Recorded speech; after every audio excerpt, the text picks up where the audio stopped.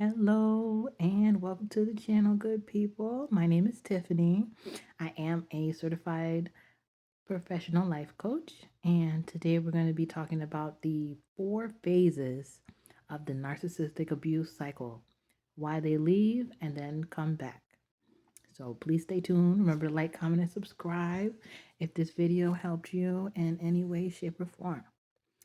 So let's get into it. So, while I was scrolling on the internet, I came across a person who was concerned about a video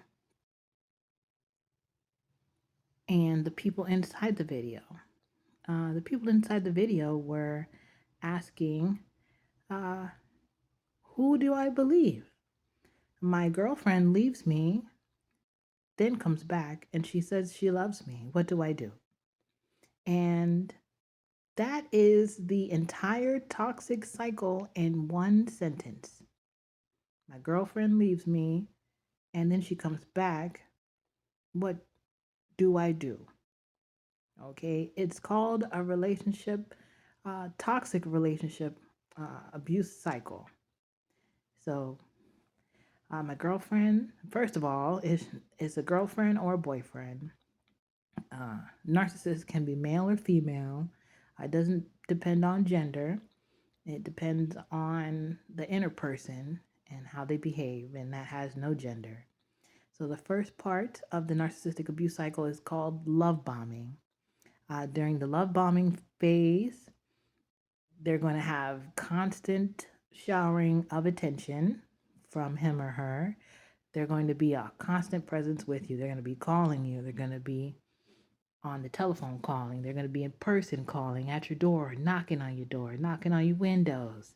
They're going to be sending you flowers to work. If you're a girl, they're going to be spending all their time and flattering you. If they're, uh, excuse me, they're going to be sending you flowers to work if you're a girl. They're going to be spending all the time with you if you're a man. They just want to be in your presence 24/7, and it feels flattering. Like this person actually is what they're doing is they're putting you on a pedestal. And anyone who puts you on a pedestal is doing nothing but setting you up to fall. So that's the first step of the narcissistic abuse cycle, love bombing. So they're going to be a constant presence on your telephone, in person, at your job, anywhere you are, there they are. And right after that, within a few weeks to a few months, you're going to notice devaluation, which is the second phase of the toxic cycle, which we're going to explain here shortly. In the devaluation phase, the narcissistic person is going to be taking little digs at you. It's going to start, small. You might buy a drink at the grocery store. You might get a Snapple, kiwi strawberry at the corner store. And they're going to ask you, well, wow, I thought you like iced tea. Isn't iced tea better? And you're going to be like, okay, that hurt. That was odd. Why is the main question I've dealt with in encountering narcissistic people because they don't make any sense. They're irrational. Why is this person concerned about what flavored juice I just bought at the grocery store? Especially when probably they told you that they loved that flavor of juice a few weeks ago. That's one red flag to look out for. You guys, if you notice someone switching up on you, flip flopping, that's a sign of devaluation. They're going to devalue anything and everything. I had someone tell me that they didn't like my electronic usage. I had someone tell me that they didn't like my way that I cooked X, Y, and Z. It's all about devaluing. And once you recognize the devaluation, the next step in the toxic narcissistic abuse cycle is the discard. So it's to idealize, devalue, discard. Just to put it simply, during the discard is when the person leaves. Uh, this is the hardest part of the discard cycle, I believe, because it's the most painful. It's a rupturing of the relationship. It's a destruction of the relationship. When the toxic, narcissistic individual leaves, they're going to leave in a wake of destruction, in a wake of chaos. They're going to leave you with nothing. These monsters, excuse me, but that's who they are. That's how they act. Excuse me. They're children of God, but they don't act like it. They're actually children of somebody else. They're going to leave you with nothing. So that's the discard. They're going to discard you like an object, which is how they actually see us, as an object. And that's the last phase. Well, that's the last phase of you guys being together, without a problem.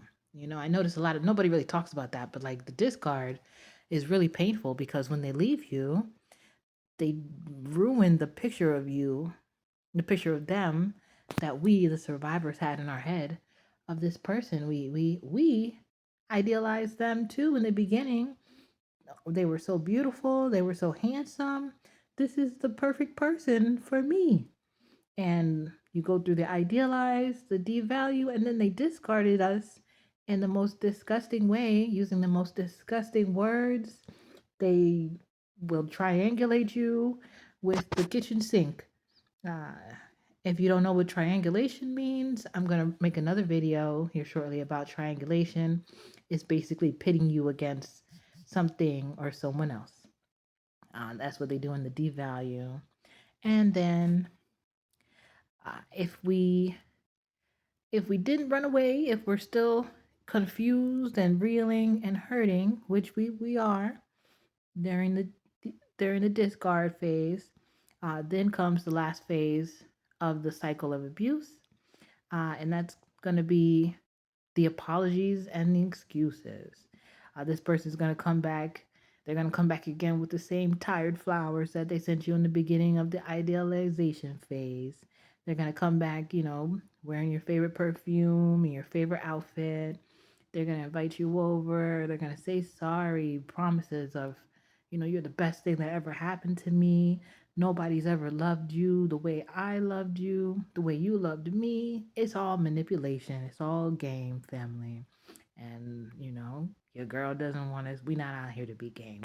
We getting up on game today. They're gonna come back and blame you for the abuse. That's a big one. They love to point the finger because they have no sense of accountability. They're gonna tell you that it was your fault that we broke up. It was your fault that I cheated on you because you gained weight, because you're not showing me attention, because I'm lonely. No one who loves you hurts you, and then no one who loves you discards you, and then comes back and blames you and says it is your fault for X, Y, and Z. People who love you, it says in the Bible in Corinthians, love is patient, love is kind, love is not self seeking. Uh, if we do not see those qualities in the partner, that means that the love of God is not in them. And if we have the love of God within ourselves, that means it's time to let them go, which they're going to go anyways because they're not good on the inside, so that we can find love. And it's easier said than done. And actually, leaving a narcissistic person is one of the most dangerous parts of the cycle because they have attachment issues and they're unable to separate from their partners whom they have had a relationship with. They are unable to separate mentally, psychologically. So they may have a breakdown psychologically when you try to leave them. That's why it's advised never to tell anyone what your plans are so that you can be safe. So, all right. So that was the toxic cycle explained, why they leave and then come back quickly. The first phase is the idealization phase, where they're in love with you and everything is peaches and cream. The next phase is the devalue stage, where they start nitpicking, devaluing the things that you like, the things that you enjoy, and the things that you love. The third phase is the discard phase, in which they leave you, discard us. They will use profanity, make it a big deal, stop calling, block you, tell you not to call them anymore, say they don't want to hear from you anymore, etc. They'll try to save the relationship by gifts and reconciliations, apologies, um, promises, etc. It's a trap, family.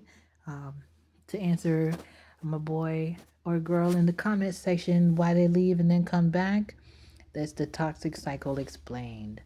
Uh, Please share this video with someone who needs it. I love you. The Lord loves you. And I hope for the best for all of us. If you have any further questions, feel free to message me and drop a comment below in the comment section. Thank you for watching. If you watched the video all the way to the end, I want you to know it's okay. You're not alone. And once you see the cycle, you can break the cycle. I love you. I see you in the next video.